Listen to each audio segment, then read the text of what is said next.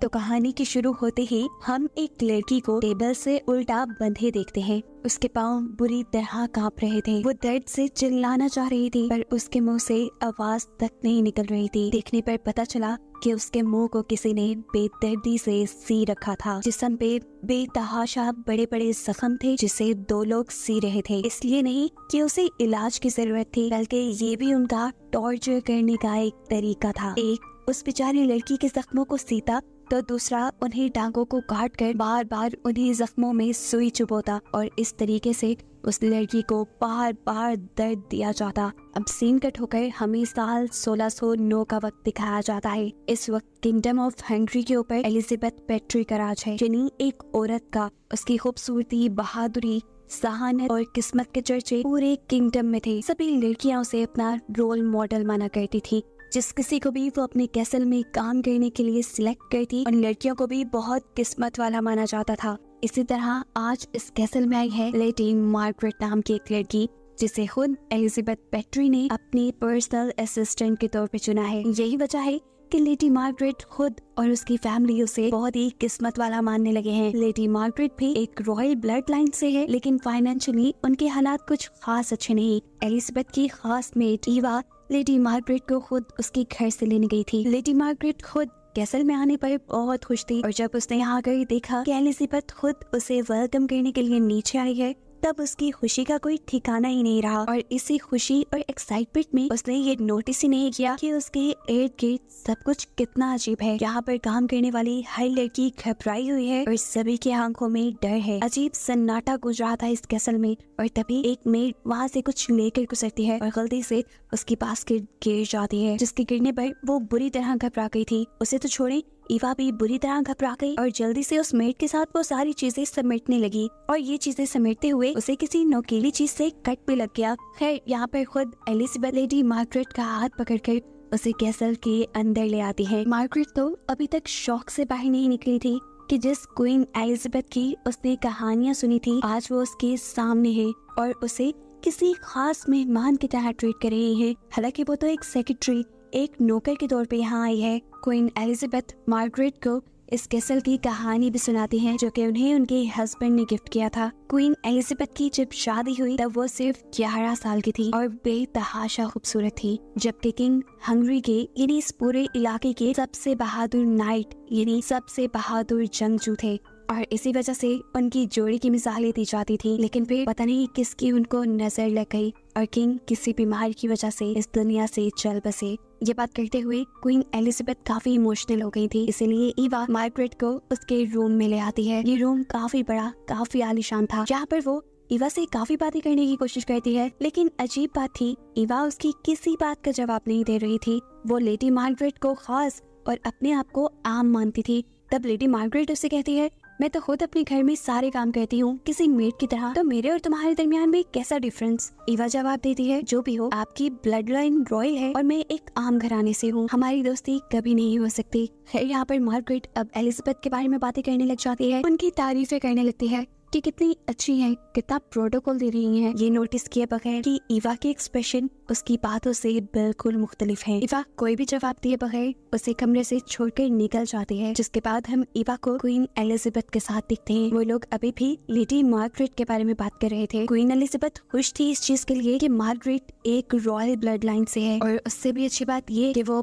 Pure भी है। अब उसके प्योर या रॉयल ब्लड लाइन से होने का क्वीन को क्या फायदा है, ये तो आगे ही मालूम होगा। इस सब के बाद ईवा क्वीन को कुछ फेस पर लगाने लग जाती है। ये किसी रेड ब्लशन की तरह था। ईवा ने पहले क्वीन के एक गाल पर ये ब्लशन लगाया और दूसरे गाल पर लगाने से पहले वो डर गई क्योंकि उसका प्रोडक्ट खत्म हो चुका था। ईवा डरते हुए जब क्वीन को ये बताती है कि उनका प्रोडक्ट खत्म हो गया है, तो क्वीन गुस्से से पागल हो जाती है और गुस्से पे कंट्रोल करते हुए ईवा से सिर्फ इतनी ही बात कहती है कि तुम जानती हो इस चीज का खत्म होना मुझे बिल्कुल पसंद नहीं और इसकी सप्लाई तुम्हारी जिम्मेदारी है। अब क्वीन कुछ और गलत ना कर दे, ईवा डरते हुए अपने हाथ पे लगा हुआ कट जोर से दबाती है और उससे निकलने वाला खून ब्रश पे लगाकर क्वीन के फेस पे लगाने लगती है, जिससे हमें रिवील हुआ कि उस जार के अंदर भी जो रेड कलर का लिक्विड क्रीम था वो भी ब्लड ही था और क्वीन अपने फेस पे ब्लड लगवा रही थी।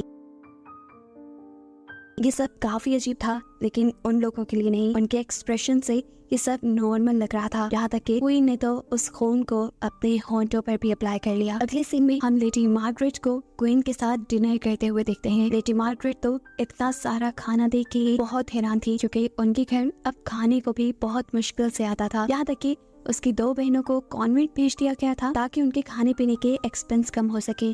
यहाँ क्वीन भी मार्गरेट की सेहत का ख्याल रखने को उसे कहती है और उसे ऑर्डर देती है कि तुमने ज्यादा से ज्यादा फ्रूट और हनी का इस्तेमाल करना है, जो कि ब्लड बनाने और उसे प्योर करने में काम आता है। अब क्वीन एक मेड को हनी लाने को कहती है, जो जब हनी मार्गरेट को ऑफर करती है तो मार्गरेट नोटिस करती है कि उसके हाथ पे बहुत गहरे जख्म थे। मार्गरेट ने जब उससे पूछा कि तुम्हें ये जख्म कैसे आए हैं, तो उसने घबराते हुए जवाब दिया कि किचन में काम करते हुए उसे जख्म आ गए, और ये बात मार्गरेट को कंफ्यूज कर गई। इतनी देर में क्वीन ने अपने डॉग्स को मार्गरेट से मिलवाने के लिए यहाँ बुलवाया। जो डॉग्स पालतू तो बिल्कुल नहीं लग रहे थे, वो कोई जंगली डॉग्स की तरह बिहेव कर रहे थे। उन डॉग्स को देखकर मार्गरेट तो क्या, यहाँ की सब मेड्स भी डर रही थी, लेकिन क्वीन यहाँ सबको फोर्स करती है उन डॉग्स को अपने हाथ से खाना खिलाने के लिए। मार्गरेट इस कैसल में बहुत खुश थी, क्योंकि वो नहीं जानती थी कि आने वाले कल में उसके साथ क्या होगा। वो यहाँ पर हर हाल में ईवा से भी दोस्ती करना चाहती थी, लेकिन ईवा की पहले वाली ही जिद थी कि वो मार्गरेट से दोस्ती नहीं कर सकती, क्योंकि वो दोनों बराबर नहीं है। फिर अब ईवा के जाने के बाद मार्गरेट सोने के लिए लेट जाती है और आधी रात में उसे किसी के रोने की आवाजें आती हैं, जिसके बारे में वो बाहर निकल के जब ईवा से पूछती है तो ईवा से कहती है कुछ नहीं, ये कैसल पहाड़ की ऊंचाइयों पे है, तो अक्सर हवा की आवाज ऐसे ही फील होती है, तुम जाओ जाकर सो जाओ। ईवा की तसल्ली देने के बावजूद भी मार्गरेट को कुछ अजीब लग रहा था, इसीलिए वो लाइट लेकर खुद इन्वेस्टिगेशन के लिए निकल गई और जहाँ से रोने की आवाज आ रही थी उस डायरेक्शन में चलने लगी। जिस दरवाजे के पार से आवाज आ रही थी वो एक टेरेस था। जैसे ही मार्गरेट टेरेस के अंदर जाने लगी तो गार्ड्स ने उसे रोक लिया, ये कहते हुए कि इस वक्त वहाँ जाना मना है। मार्गरेट को तो नहीं, लेकिन अगले सीन में हमें दिखाया जाता है कि टेरेस की दूसरी तरफ एक बहुत ही खूंखार काम हो रहा था। एक लड़की को जंजीरों से बांधा गया था और उसके ऊपर शहद डालकर भूखे डॉग्स को उसके ऊपर छोड़ दिया गया था। देखने को मिलता है कि ये सारा नजारा ऊपर से क्वीन खुद देख रही है और ये देखते हुए उन्हें काफी मजा आ रहा है, जिससे हमें ये बात पता चली कि क्वीन ने सिर्फ अपनी एंटरटेनमेंट के लिए वहाँ पर उस लड़की की जान को खतरे में डाला हुआ था। और ये क्वीन ने पहली मर्तबा नहीं किया था, बल्कि इस कैसल में पहले भी ऐसा बहुत कुछ होता रहा है। जैसे हमने मूवी के पहले सीन में भी देखा कि एक लड़की को एक टेबल से बांधकर टॉर्चर किया जा रहा था और इस टॉर्चर को देख देख कर क्वीन बहुत ज्यादा खुश हुआ करती थी और इस लड़की के जख्मों को बार बार जो सी रहा था और काट रहा था वो कोई और नहीं बल्कि खुद क्वीन एलिजाबेथ और उनकी खास मेट ईवा थी। और इस चीज से हम ये भी अंदाजा लगा सकते हैं कि क्वीन एलिजाबेथ के हर ऐसे जुर्म में ईवा बराबर का साथ देती है और इन सारी चीजों से साफ यही लग रहा है कि ये लोग मार्गरेट को भी ऐसे ही किसी घिनौने मकसद के लिए यहाँ लाए हैं। मार्गरेट तो इस बात से बिल्कुल अनजान है और वो अब ईवा को अपना दोस्त मानने लगी है। वो ईवा के हाथ पे जब जख्म देखती है तो फौरन उसके इलाज में लग जाती है, लेकिन फिर उसने देखा कि ईवा के हाथ पे एक नहीं बल्कि कई ज्यादा जख्म थे, जिनमें से कुछ तो सेप्टिक भी हो चुके थे, यानी उन जख्मों में इन्फेक्शन हो गई थी जिसका इलाज लेडी मार्गरेट को नहीं पता था। इसलिए वो ईवा से कहती है तुम डॉक्टर के पास जाओ ना। ईवा कोई जवाब नहीं देती क्योंकि वो जानती थी कभी भी क्वीन एलिजाबेथ उसे डॉक्टर के पास जाने की परमिशन नहीं देंगी। लेकिन मार्गरेट, जिसे क्वीन एलिजाबेथ के इस घिनौने चेहरे के बारे में अभी नहीं पता था, वो क्वीन एलिजाबेथ से जाकर रिक्वेस्ट करती है कि ईवा को डॉक्टर के पास लेकर जाया जाए और क्वीन उसे अच्छाई के झांसे में रखने के लिए उसकी बात मान भी जाती है। डॉक्टर के पास जाने से पहले मार्गरेट ईवा से सवाल करती है कि मैंने नोटिस किया है यहाँ की हर मेड के हाथ, पाँव या किसी भी जगह पे कोई गहरे जख्म है। ऐसा कैसे हो सकता है कि वो सारी बददेहान हो और अपने आप को चोट लगा सके? ईवा के पास उसे देने के लिए कोई जवाब नहीं था। वो चुप रही और आगे बढ़ गई। मार्गरेट जितना ईवा का ख्याल रखने लगी थी, अब ईवा को भी मार्गरेट अच्छी लग रही थी। दिल ही दिल में वो ये सोचने लगी थी कि जैसा उसने बाकी लोगों के साथ किया वैसा वो मार्गरेट के साथ नहीं कर सकती। वो किसी भी हाल में मार्गरेट को यहाँ से भगाने का सोच लेती है, लेकिन ये सारा काम उसे क्वीन एलिजाबेथ से छुप कर करना था। इससे पहले कि वो कोई प्लान बना पाती, क्वीन एलिजाबेथ उसे मार्गरेट को लाने का ऑर्डर दे देती है और ये सुनकर ईवा खौफ से पागल हो जाती है, क्योंकि उसे नहीं पता था क्वीन एलिजाबेथ मार्गरेट को इतना जल्दी अपना शिकार बना लेंगी। वो कुछ सोचते हुए अब क्वीन के पास जाती है और मार्गरेट की जान बचाने के लिए क्वीन को समझाने लगती है और कहती है कि हम मार्गरेट के साथ ऐसा कुछ नहीं कर सकते, क्योंकि मार्गरेट एक नोबल फैमिली से है। बेशक उनकी फाइनेंशियल कंडीशन अच्छी नहीं, लेकिन उनको लोग जानते हैं और अगर मार्गरेट को कुछ हो गया तो जरूर उनके घर वाले आप पे सवाल उठाएंगे। इवा की बात करते हुए क्वीन एलिजाबेथ उससे कहती है, तो इस सब की शुरुआत भी तुमने ही की थी ना, और अब तुम खुद क्यों इन सब चीजों से घबराने लगी हो। सीन कट होकर पास्ट में जाता है और हमें दिखाया जाता है कि किंग के मरने के बाद क्वीन बहुत ज्यादा बीमार हो चुकी थी दुख की वजह से, और उनकी बीमारी ने उनकी खूबसूरती को भी खा लिया था, और इसी वजह से उन्होंने बिल्कुल सुसाइड करने का फैसला कर लिया। और तब उनके पास आई इवा उनका ख्याल रखने के लिए। इवा ने उन्हें मोटिवेट किया, उनका ख्याल रखा, जिससे उनकी सेहत पहले से बहुत अच्छी हो गई। लेकिन अब उनकी खूबसूरती का भी मसला था जो वो खो चुकी थी, और इस बदसूरती की वजह से वो डिप्रेशन में जाने लगी। और एक दिन जब इवा ने गलती से उन्हें हर्ट कर दिया, उनके बाल बनाते हुए बाल खींच दिए, तो क्वीन गुस्से से पागल हो गई और अपने पास पड़ी चीजें उठाकर इवा को मारने लगी। उन्होंने इवा को इतना मारा कि उसका सर फट के खून निकलने लगा, और खून के छींटे जाकर क्वीन के मुंह पे गिर गए। और जैसे ही उन छींटों को साफ करने के लिए क्वीन शीशे की तरफ मुड़ी, तो उन्हें वो छींटे साफ करते हुए लगा कि जैसे उनकी पुरानी खूबसूरती इस खून की वजह से वापस आ रही है। ये खून का रंग उनके मुंह पे बिल्कुल उनके पुराने ग्लो जैसा था। ये रियलाइज होने के बाद क्वीन जैसे एकदम से ही डिप्रेशन से बाहर निकल आई, और उन्होंने खून को ही किसी ब्यूटी प्रोडक्ट की तरह इस्तेमाल करना शुरू कर दिया, जिसकी सप्लाई उनके लिए इवा करती थी, लड़कियों को टॉर्चर करके। और इसी खून की वजह से कुछ ही अरसे बाद एलिजाबेथ पहले से भी ज्यादा खूबसूरत दिखने लगी। उनकी खूबसूरती तो वापस आ गई थी, लेकिन इसको बरकरार रखने के लिए अब क्वीन और इवा ने लड़कियों को मारना शुरू कर दिया।